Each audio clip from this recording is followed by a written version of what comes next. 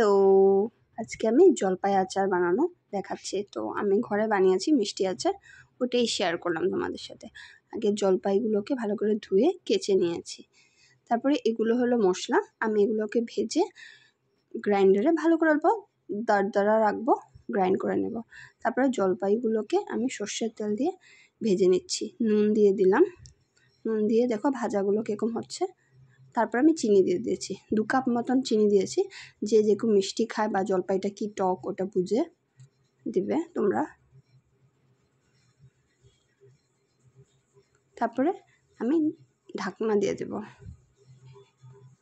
দেখো এই যে জলপাইগুলো সুন্দর বয়েল হয়ে গেছে। আমি একটু জলও দিয়েছিলাম। তারপর অল্প হলুদ দিলাম, মশলাটা যেটা করেছিলাম ওটা মশলা দিয়ে দিলাম। এখন ভালো করে নেড়ে চেড়ে এগুলোকে আমি রৌদ্রুতে দিয়ে দেব। একটা রৌদ্রু ভালো দিয়ে তারপরে এগুলোকে আমি কোনো বোতলে ভরে নেব। কাচের জারে ভরলে ভালো লাগে দেখতে, তো কাচের জারে ভরে নিচ্ছি। দেখো আমার জলপাই আচারটা কীরকম লাগছে। যদি ভালো লাগে একটা লাইক আর কমেন্ট করে আমাকে জানাবে কীরকম হয়েছে আমার জলপাই আচারটা। Thank you.